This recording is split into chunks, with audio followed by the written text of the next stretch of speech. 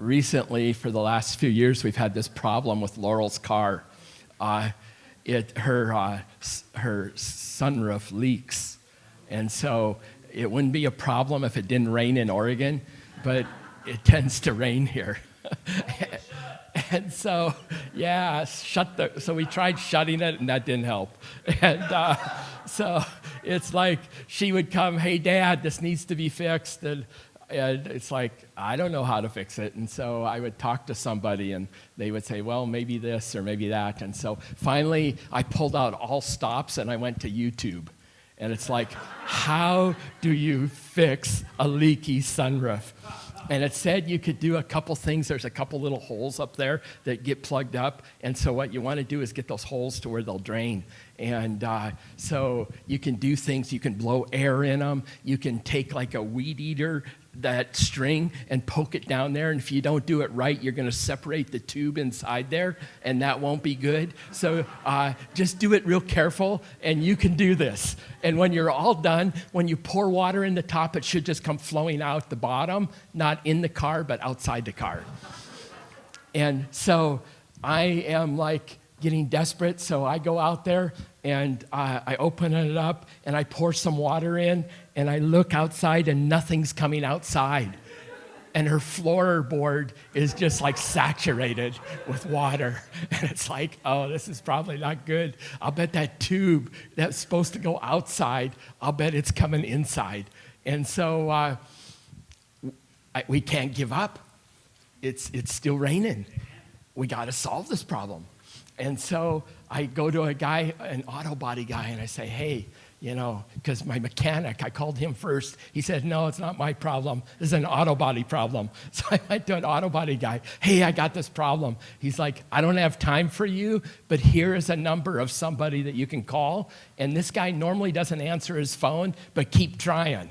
And so it's like, I am after getting this problem solved. And so I don't quit. It's like life was not made. This car was not made to have wet floorboards. There's a better life. There's an abundant life for this car, for my daughter, when she gets in it, that it's not wet. So we don't quit and so finally I get a hold of this guy, and he lives like the other side of Grand Ronde. And it's like, you know what? That does not shut us down. That is not a deal breaker. We're on our way.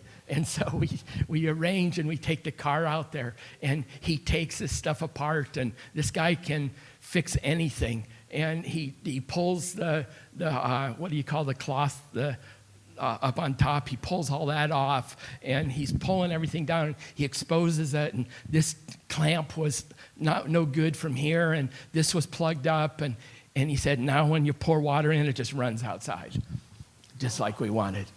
And we didn't quit. Because you just know it's not right. And you can live with it for a while and ignore it, but it continues to rain. If only it was June, we could ignore it for another year. But no, we got to face this. And so we go, and so we press on, and we press in, and we press in until it's right. So now we think we have it. We're drying it out. We'll see what happens when it rains. But I just encourage you. Kim was talking about hope. Stuff that just isn't right. I might have tried this. I might have tried that. I tried praying some more. I tried fasting some. I tried asking advice, and none of it's working. But it's still broken, and there's a way to have abundant life. And if God doesn't heal it, at least he will give me grace to endure it, right? That's what he did with Paul. Paul prayed 3 times. God said, hey, I'm not taking this away, but my grace is sufficient. So if I'm not walking in sufficient grace and it's broken, then I can just press and try something and go for something more. I don't know how you guys do, like when you come to church, what are you after? Are you after encountering God? I came this morning, and it was like I was about 3 tweaks off to the left. And so it was like nobody else was here. So I put on some worship music, and it's like I pushed the volume up so high, and then I just gave it a really good push up higher. And it's like, I wanted this to rock me because I want to get jarred out of where I'm at to where I can. And so we start worshiping, and it's like it's not hitting me. And so I want my spirit to engage God. So I tell my body, you start doing something. You get your arms up. You clap. You say something. Spirit, come awake. It's like I'm after it because I don't want to quit. And God has abundant life for us. And let's just go for it. Amen. If it's not working, try something else. It doesn't have to look like anything else. What works for you? What do you eat? Some people like green tea. Green tea doesn't do anything for me. You know, it's like what works for you to make you come alive in these days. And I just encourage you to the Bible says, eagerly desire spiritual gifts, just to go for it.